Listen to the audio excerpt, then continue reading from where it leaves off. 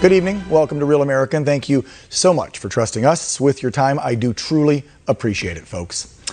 Well, around 3:30 in the morning, Eastern Time, Congress certified Joe Biden's win. This after Congress had reconvened following the chaos that took place inside the Capitol. Shortly after the Electoral College votes were certified, White House Deputy Chief of Staff Dan Scavino releasing a statement on behalf of the president. The president saying that he will take part in a peaceful transfer of power. The statement goes as follows: even though I totally disagree with the outcome of the election and the facts bear me out, nevertheless, there will be an orderly transition on January 20th. I have always said we would continue our fight to ensure that only legal votes were counted. While this represents the end of the greatest first term in presidential history, it's only the beginning of our fight to make America great again. Now, it saddened me to say, folks, what started off as a patriotic morning yesterday in Washington, D.C., unfortunately did turn into chaos at the Capitol. This is hundreds of thousands of proud Trump supporters gathered on the ellipse to stand by President Trump as he gave a speech giving them hope to save America. But of course, what the corporate media fails to tell you is that there are many unanswered questions about who all was actually in the front of that crowd that incited folks to break down the doors and windows and rush the Capitol. The aftermath of violence resulted in 68 arrests. 47 included just curfew violations, unlawful entry of the Hill. 26 of those arrests made on the grounds of the Capitol. We now know 4 people died. One was that Air Force veteran from San Diego, California, shot by Capitol Police. The other 3, we're told, were medical emergencies. Now, one of the most upsetting matters about all of this, folks, is the video that I'm about to show you. It has surfaced all over social media. Very concerning. This is one of the videos to the side entrance of the steps of the Hill. And what you're about to see plainly shows officers helping to open the barricades and allowing people to rush up to the Capitol. That's what I see. You take a look and decide for yourself. Now, could that be because our brave law enforcement officers were overwhelmed and they felt they had no choice to open it up? That may be the case. There is going to be an investigation, and we need to demand answers. Unfortunately, when the crowd eventually breached the Capitol building, this led to the death of that San Diego, California resident I was speaking of. Her name, now we know it, Ashley Babbitt. She had served proudly in the United States Air Force for 14 years. I want to show you this next video where you can see what we're told is a senior Capitol police officer pull out his gun and shoot Babbitt. She gets shot through the neck as she was attempting to breach one of the side windows into a secure area of the Capitol building. I want to warn you, the video is graphic in nature, but it happened, it's real, and you need to see it. Such a sad day for our country. To get to the bottom of the chaos on the Hill, earlier today, D.C. Police Chief Robert Contee spoke about his department's effort to try and settle the violence and figure out exactly what happened and to get to the bottom of the ones who actually incited the violence. MPD assisted U.S. Capitol Police when they requested our assistance. What we did do was restore democracy for all of America and assisted our partners, the U.S. Capitol, and their approximately 2,000 member force by providing a swift response to an escalating situation. MPD members will continue to be responsible for local D.C., but we are willing and capable, as we saw yesterday, of assisting our partners at any moment, pursue those responsible for these shameful and violent acts. You can help by taking a moment to view them. Now, the big question to me is, how did this happen? Folks knew that the rally was happening. They knew that there was potential for a clash or violence between Antifa folks on the left and Trump supporters. They knew that Trump supporters would be marching from the ellipse down to the Capitol building. So my big question is, how could law enforcement not be prepared for this? Joining me now, senior analyst for strategy for the Center of Security Policy, J. Michael Waller. Mr. Waller, thank you for joining Real America. How are you today, sir? Doing well, Dan. Thank you. So we were, of course, like millions of Americans, watching this all unfold live on television yesterday. Your expertise is security. You were there. How does something like this happen? Was it just they felt overwhelmed because the crowd was so large? which when I look at the video, it was a fraction of what the crowd actually was, because there was hundreds of thousands, and it appeared to me several hundred on the steps, and then maybe 50 to 100 got in. So what went wrong? It was a real breach of every police protocol one can imagine. Now, I consider myself a friend to the Capitol Police. I work around the Capitol a lot. I helped them since the 1983 terrorist bombing of the Senate. So I'm not taking an anti-police perspective at all. But what I saw there was horrific policing on the part of the Capitol Police. First of all, they weren't prepared. It was known long in advance that there was going to be a very large protest of very energetic people who ordinary security standards would have been necessary. And we didn't even see those, let alone the fact that it was for a joint session of Congress that was voting on probably the most contentious issue since, in our lifetimes. And they did not have adequate security for that. Not only that, they had an intelligence failure where they didn't know what groups or individuals to look for. They were not manned properly. They didn't have. I was on the West Front. So I was about 50, 80 feet away from the police line there, and they simply didn't have enough personnel there to handle that situation. They were standing up in the box where Joe Biden's going to be sworn in on the 20th, and literally, they showed poor discipline by firing into the crowd over the heads of anybody in the front who was causing trouble, into the actual crowd, hitting innocent people. One woman was hit in the face with a tear gas canister. That got the crowd, upset. It was a happy, joyful, excited crowd. It wasn't an angry crowd, although they were upset about what Congress was doing, but it was still a hopeful crowd. But this got people riled up like, hey, wait, we're all pro-police here, and here the police are firing at ordinary people. So then there was a danger that the two entryways up to that part of the Capitol, they're bordered on each side by stone walls about 3 feet high, and that was going to create a stampede of people fleeing, and then you'd have dozens, if not more, people getting crushed or suffocated to death by the crowd trying to escape the tear gas. So the police were firing tear gas on the crowd, smoke, and flash grenades for no good reason. They should have been just dealing with the people up front. Then the Capitol Police completely left the area. This was the inaugural platform where Biden and his whole party are going to be brought in. It's a plywood temporary set of platforms. The protesters, some of them went up to the top of it, waved flags, and then went up to the Capitol. But the point is that there was no Capitol Police presence on the West Front at all. Wow. Okay, so let me back up and get this correct here, because this is a very fragile situation that we have in our country, and I don't want to overstep, overspeak, or say anything that could be misconstrued or incite anyone, because we already see the Democrats and the left-wing mainstream corporate media today now blaming all of this on President Donald J. Trump, which I have a very, very hard time swallowing that pill that they're trying to push down everyone's throat. We remember the images, and we'll try and get them up, this summer when Washington was under siege. And I remember that big iconic wide shot pic that showed fires burning, the Washington Monument right in the middle of it. There were protests everywhere. And they had people all over the Capitol building. Most all of our monuments were guarded with heavily armed Capitol Police. I remember those images. Why weren't they called out when they knew almost 1 million people would be coming there? There was already online chatter of Antifa or BLM both coming to clash with Trump supporters.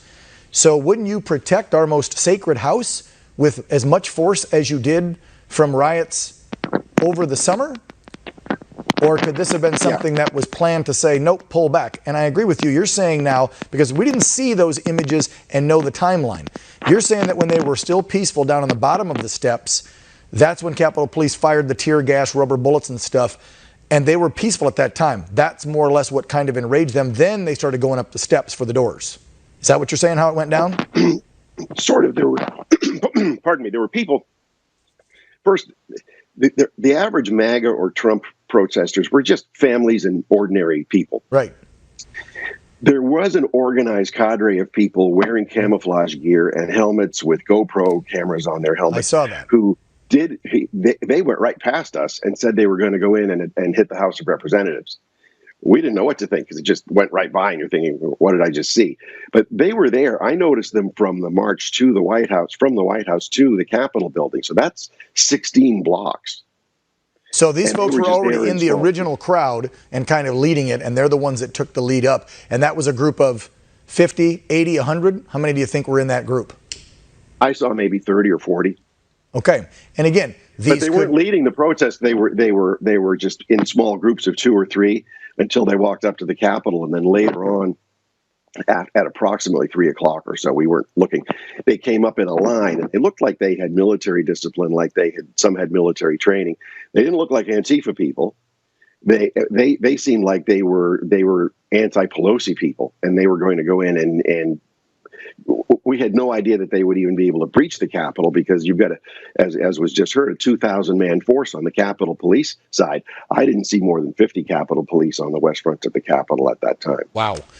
Well, and I'm so glad you brought that up, because there's been a lot of online chatter about, did Antifa infiltrate? Were these like some crazy right-wing extremists, like some of the guys that were planning the plot to kidnap Michigan governor? Because there are some of those fringe right-wing radicals, just like there's plenty of radical left-wing as well. And what I'm trying to get to the bottom of is, because right now, everyone on the left and the media, and now even some Rhino Republicans, are clumping everybody together, saying it was all Donald J. Trump supporters. And I don't buy that. I think these were some fringe folks, could have been from the left and the right fringe, that wanted to do damage, wanted to make a statement, and maybe wanted to give a bad rap to the peaceful protesters as well. Yeah, I agree with you, Dan. It seems to be people from the left and the right, but in different groups operating on their own. There were certainly Antifa types there. Some of them were wearing MAGA gear, but they just didn't fit in. They didn't have the same demeanor. They weren't happy and upbeat. They looked like they, obviously didn't fit in. So they were there, but there weren't that many of them. Yeah. And they weren't causing trouble where we saw them. And once those first 20, 30, like you said, with the military type gear on, busted in, I would assume you're looking at and watching the video. I don't want to put words in your mouth, but it appears then that most of the regular folks then were like, well, everybody's going in, so you just kind of follow along. And then other average folks who didn't have weapons, who didn't have gear, just went in with their flags, took some selfies, and yes, were being civil disobedient, but they weren't out to wreck things, destroy, or do harm like that first group of 30 to 50 you're talking about. Right. I was on the opposite side of the Capitol, so they came in on the east side, which faces away from the city toward the Supreme Court. I was on the west side, which faces the White House. So I didn't see that part of it, but I know from that part of the crowd, once the police left, people just walked through because it seemed like an invitation to go in, or people were curious. That's what I saw in the video. There was no cops on there walking. There's even video of some of the officers taking pictures and selfies with some of the MAGA folks with their flags that are all calm and peaceful by the rotunda and stuff, like they were hanging out and chatting. Right, and the police were very relaxed at the time. We noticed this. I even tweeted about it yesterday. I said the police looked very relaxed. In fact, some of the D.C. police and the D.C. National Guard were on Pennsylvania Avenue, were standing around listening to President Trump's speech live by radio or by phone. So everyone seemed very relaxed, even going up to the Capitol, until such time as the small tactical unit came out with the stun guns and paintball guns that fired the pepper rounds. That's what makes me wonder, Michael, on the video we showed right before we introed you, where you see police actually pull some of those metal barriers and open them and just let them start walking in. Whether they were undermanned, so they were fearful for their lives, I can totally understand that. They said, hey, we don't have enough manpower.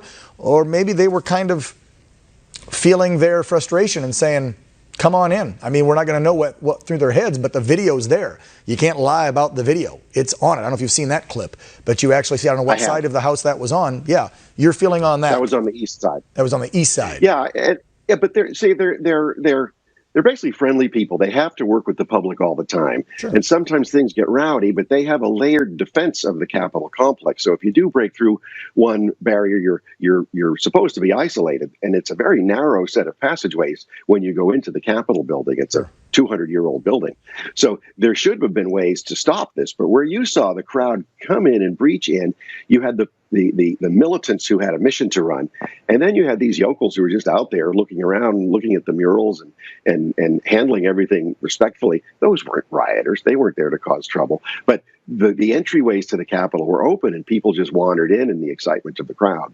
Yeah. And the police were not trained to handle that. That was obvious. It kind of feels like to me what the left said all summer long with the crazy riots that destroyed neighborhoods, businesses, killed and injured people and cops, because I'm a proud supporter of our law enforcement. I wear the pin all the time, is that it was a few bad apples all summer. But the BLM and Antifa movement was just right? Remember that? So it sounds like to me we had almost 1 million peaceful folks and a couple bad apples that ruined the day.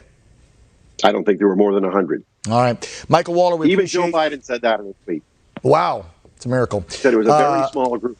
It was. Michael, I appreciate your expertise. Senior Analyst of Strategy for the Center for Security Policy. Michael Waller, thanks for coming on the show. Appreciate it. Good to see you, Dan. All right, the next video I want to show you went viral all over Twitter last night as Trump supporters yelled at folks that Michael and I were just talking about that were trying to break into that door and the glass windows. You hear them actually say they believed they were Antifa, and you will see MAGA supporters with the red hats trying to grab the batons and stop people from breaking in. Watch the video. You heard that. They were booing that the guy was beating on the windows and breaking them. They're booing, screaming Antifa. Then a gentleman with a red hat reaches up, grabs the bat, and they start cheering that they stopped them. Wanted you to see that. Coming up, we're going to speak with another eyewitness from yesterday's rally and protest. You'll want to hear what he has to say. Don't go away. Welcome back to Real America. As we return here, I want to show you more images of what happened at our house yesterday in our nation's capital. Started out as a very peaceful day. Hundreds of thousands of Americans, patriots, descending on our nation's capital to have their voices heard. Why? They were upset. They truly believed this election was rigged, and they wanted to be heard. And then, because of a few, now that day, and possibly this presidency, will have a stain on it forever, which I think is tragic, because the movement and the cause, to me, was just. But the actions by those few, storming the doors of the Capitol, attacking law enforcement, doing destruction, did a massive, massive injustice and disservice to what those millions upon millions of Americans were trying to get across, which was that they want to be represented. They want America to be put first, and they wanted to know they had a free and fair, open election. My next guest was at the Capitol yesterday. We've had him on the show before. Dr. Cordy Williams, the founder of 1776 Forever Free. Cordy, welcome back to the show. How are you, sir? Thanks for having me, Dan. It's an honor. I'm doing absolutely great, but the Republic's not doing too good right now. No, it's not.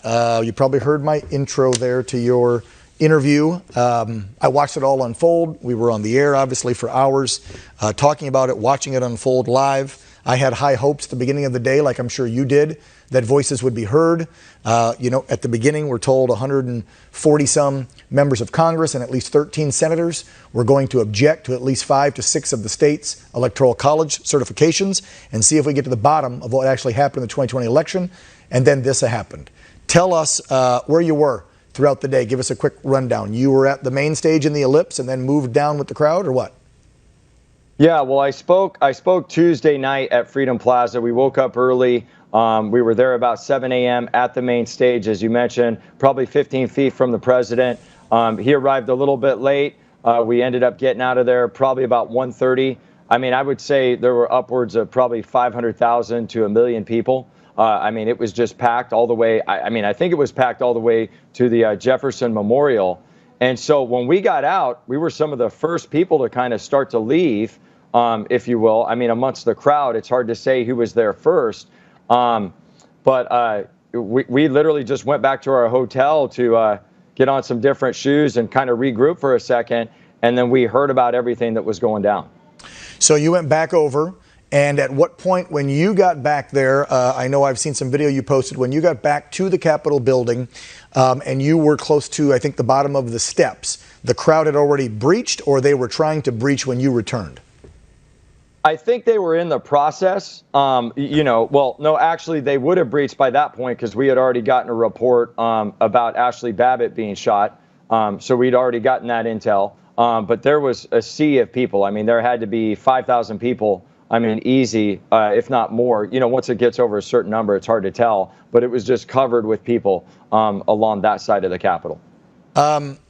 Cordy, I know you're a Marine and a chiropractor, a doc now. You're from San Diego. Ashley was an Air Force veteran. She gave 14 years to the country. She was from San Diego. Did you know her or any of the folks that went to D.C. with her? No, I didn't. I'm actually going to get my assistant to check to see if she's been on our email list or something like that. I've gotten mixed reports about what happened there. And we've gotten a lot of intel to actually show that there were some of these people, and the Washington Times put a great article about it. I'm sure you saw it, about the facial recognition of some of those folks being Antifa, BLM people. Obviously, we would never incite violence or promote it or anything like that. I think what should have happened, people should have gone up there. They should have protested, right? Like peacefully, like we've always done. It kind of sounds like by some video that I've looked at and seen that the barriers were moved. The cops kind of stepped back. And it's just really interesting, Dan, because, we've been in D.C. probably every month. A month ago, we came in with maybe 200 yards of the Capitol, and they wouldn't even let us really even step on the property. But this was just kind of like an open circus. It was almost like it was orchestrated, or it was just interesting. Courtney, really interesting. The guest before you, Mr. Waller, who is a security expert and was there yesterday, actually, when they started to breach. He'd been there all day since the early morning hours, but at the Capitol. He agreed, and he has a background in law enforcement and security, works with Capitol Police, and him and I were discussing the same thing. During the summer riots, when D.C. was up in flames, they had a huge force. They knew that nearly 1 million people would be coming, yet, as you just said, police pulled barriers way back up to the base of the steps, and there's video we showed, I don't know if we can show it again, where you will see there are folks scuffling with the officers up close to these metal barriers, and then I don't know if they say screw it and they're with the protesters so they open them, or they feel like we're going to get overrun anyway so they open them, but you literally see the officers help pull them open with the crowd as they rush through. So there's a lot of unanswered questions here to find out exactly what went down and then who were those bad actors in the front of the group. Mr. Waller had said moments ago that he believes it was only maybe 30 to 50 strong as far as the first initial ones that were trying to break in. Is that kind of your assessment? I mean, it looked like the crowd then just followed in nice and peacefully after, but the ones that were at the top causing the most issue, there's video of folks screaming, they're Antifa, and people in MAGA hats trying to stop them from breaking in. Well, and I actually interviewed, Dan, 4 or 5 patriots that came to our booth after, and we got the same intel, and they were directly there watching these 30 people, and I have it on video where there's literally Trump supporters, patriots like us, Dan, literally saying, don't break the windows, don't break the windows. What are you doing? And it's the same thing I've seen when we've done these rallies all over the U.S. You can kind of tell, in somebody's eyes that they have a certain look. Like, for example, we had a security team around us. We're walking up to the Capitol, and there's these guys that just look really like it's beyond military-like. They're dressed a certain way. And then our security guys hey, we need to get up ahead, Doc. These guys are carrying knives. I saw 2 knives on them. And so it's interesting. It's really interesting. Courtney, where do you think we go from here? We have now a president-elect, Joseph Biden. We have a Democrat-controlled Senate and House, but we have 75+ million Americans that are, pardon my French, pissed off and want answers. Final question, just a few seconds left with you. Where do we go from here? What do we do? Well, it's one of those times, and some of our viewers aren't going to agree with me, but I kind of go with what General Flynn said Tuesday night and what he said before. I think Donald Trump, our beautiful, amazing, hardcore, rock-solid stud of a president, should invoke the Insurrection Act, and we get those. We need those machines, and then there's no ambiguity. Most of your viewers and my followers, there's so much clear evidence about this. I mean, whether you just look at the amount of ballots that were sent out versus voters that there are in these states, that should be end of conversation. So, I hope he'll invoke the Insurrection Act. Otherwise, I think our republic just ended last night. I hope you're wrong. He has committed now to a peaceful transfer of power. So it appears that yesterday's fight, which senators and congressmen gave up on after the actions of a few, I don't know. I'm really at a loss for words. Cordy Williams, thank you for coming on the show. Stay safe, brother. God bless you, Dan. Semper Fi. God bless you. When we come back, looks like the mask police still exist out there. Wait till you see this viral video. Thanks for sticking with us here at Real America. Well, yesterday, I spoke with a conservative activist and producer named Ashley St. Clair. She was actually on a train headed to D.C. for the rally when she noticed a Huffington Post journalist named Sandy Bacham, or Bacham, I'm not sure how to pronounce it. This woman was harassing men on the train for taking their masks off simply for drinking coffee. They have to take it off, right? Here's what even makes it worse. One of them was a disabled veteran. You gotta watch this. Moments later, somehow, the HuffPo contributor saw the video online. She wasn't even tagged, she wasn't doxxed, but she saw the video was posted online. So she jumps up and goes back on the train and gets into Miss St. Clair's face and called her some pretty nasty names. Take a look at this video. Wow. All right, joining me now to discuss this whole ridiculous thing on a train that went down. This is worse than snakes on a plane. Ashley St. Clair, the conservative activist who was just simply riding to D.C. and then watched this all unfold, and then this redheaded psycho. Wow. First of all, I'm a veteran, so what she did to the gentlemen that were just drinking their coffee, disgusting. But then to attack you when you didn't dox her, which is a big move from the left, right? That's the first thing the left loves to do, actually, is dox conservatives. You just put the video online, and then she got in your face. That's exactly right. I did exactly to her what she was going to do to that poor man simply drinking coffee. And Great Value Kathy Griffin was not happy when she got a taste of her own medicine. And you knew she was going to do this because she was bragging about how she had 70,000 Twitter followers, and she's recording this poor man simply for drinking coffee without a mask, because there's no other way to drink coffee. And then so called you a Nazi somehow she finds B-word? it. I mean, I wish they would come up with better insults. You know, I'm getting tired of hearing the same one all the time. Right. Was that the conductor or a ticket taker or something, the guy that she was cussing at and acting like he was going to hit her? And he's like, come on, give me a break. I mean, this is what liberals do. They act like a victim and make stuff up. All right. Is that what she was doing? They do. Who was that? This was actually that was just another random passenger who at some point was like, maybe you should stop yelling at her.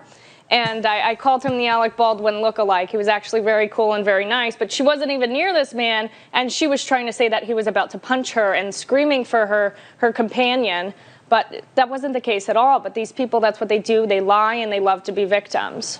Yeah, and you just simply recorded it and put it up because you felt bad for the individuals that were getting chastised by this crazy Karen over their mask. But you didn't know her name. You didn't put her name on, which is doxing. You just put video and said a crazy woman. And obviously somehow she must have seen it because of what you hashtagged or something, caught her eye when she was on Twitter, right? Yes, she may have seen that I put a train ride or a mask or keywords or something, but I had no idea who this woman was at all. I don't know why she was flattering herself that much, and, you know, she must be an A-list celebrity with the 70K there, but she had this idea in her head that Most conservatives never do. You didn't resort to name calling. You didn't brag about your nearly 400,000 followers you have on Twitter. You just kept it nice and cool, recorded it for the country to see that these crazy liberals think they are the masked police, and they can go dox people like a veteran, a disabled veteran who served our country, which disgusts the hell out of me, being a vet, and you took her to task and held her accountable. What was her name again, now that we know it, by the way? Let's dox her on my show. I'm fine with Sandy Bachman, Great Value Kathy Griffin. I don't know. They all sound the same. But I believe it was Sandy Bachman. Yeah, B-A-C-H-O-M, Sandy with an I. Look her up on Twitter. She writes for the HuffPo. Say howdy to her, all my Real American viewers.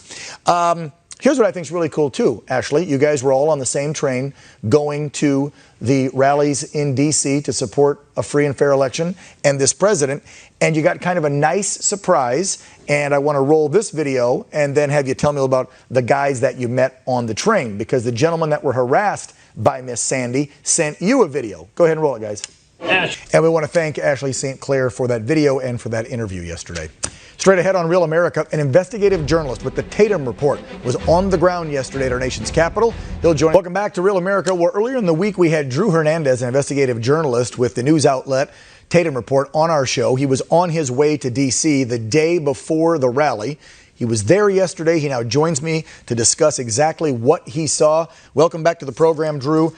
Tell me where you were when they started to storm the Capitol, because it appeared to me it was peaceful all morning long, and then there was a few bad agitators at the front of the crowd that did most of the damage. Yeah, thanks for having me back, Dan. Absolutely. Individuals on the ground There were Trump supporters involved that did storm the Capitol. Was Antifa involved? Were there insurrectionists involved? I can't personally prove that right now. I think, like you said earlier on the program, an investigation does need to take place to determine that. But I will say this, Dan, is could this have been avoided? What I mean by that is you have a lot of people, you have a lot of Americans in the United States of America, more than at least 74 million Americans, that believe that this election was fraudulent. Now, it doesn't help when big tech like Twitter and Facebook are censoring anything that is spoken about this election or how it took place in 2020, and especially at the state courts in these swing states that are just throwing every single case out, even though there's video of stuff taking place in Michigan, in Georgia, in Pennsylvania. They violated constitutional election laws in their own states, and there is no day in court to legitimately look into these things. So I can see how people are getting to this point. I can see how it's gotten to this point. And I think it could have been avoided if we could just simply take a look at what happened, take a look at Dominion machines, take a look at the election process, have our day in court. If nothing happened, Dan, why can't you just prove to us that nothing happened? Why do you have to keep making it seem like it has to be hidden and the American people cannot look into their own elections? I think that just causes people to be even more infuriated. And I think that is a disservice to the American people. Because I'll put it this way, man. Like, if your wife has some serious, legitimate evidence on you that you're being shady, talking to other women, and then she asks to look at your phone and you're just like, no, you cannot look at my phone, she's instantly going to tell you, Dan, hey, if you have nothing to hide, why are you hiding your phone? And I think that's how the American people feel about this election right now. Yeah, I agree. And to your point about big tech, we now know Facebook and Twitter has pretty much banned and pulled down the president's pages until after the inauguration, if they'll even bring them back up. And he had just put out a video calling for peace, telling people to go home. And then they block him and block that video because he mentioned the words fraudulent election in that video. What kind of disservice did that do? The commander-in-chief telling his supporters, go home, be peaceful, and you pull it down. It's like you want to erase history. I just think trust and transparency is absolutely needed. When you show any kind of moves to violate that, that's just human beings. This isn't even about left and right anymore. I mean, if you make it seem like you're hiding something, you're suppressing freedom of speech of a United States sitting president, I think people are going to question that, and people aren't going to appreciate that, and it's going to cause some people to ask some serious questions when you're taking actions like that. Well, and to your point a minute ago about how you can see how 74 million folks are upset, and again, we're not, because I know you're not as well, you're not condoning violence and what happened yesterday with those 50, 100 people, whatever, that stormed their way in, because that was wrong. Attacking law enforcement, breaking into our Capitol, wrong, period.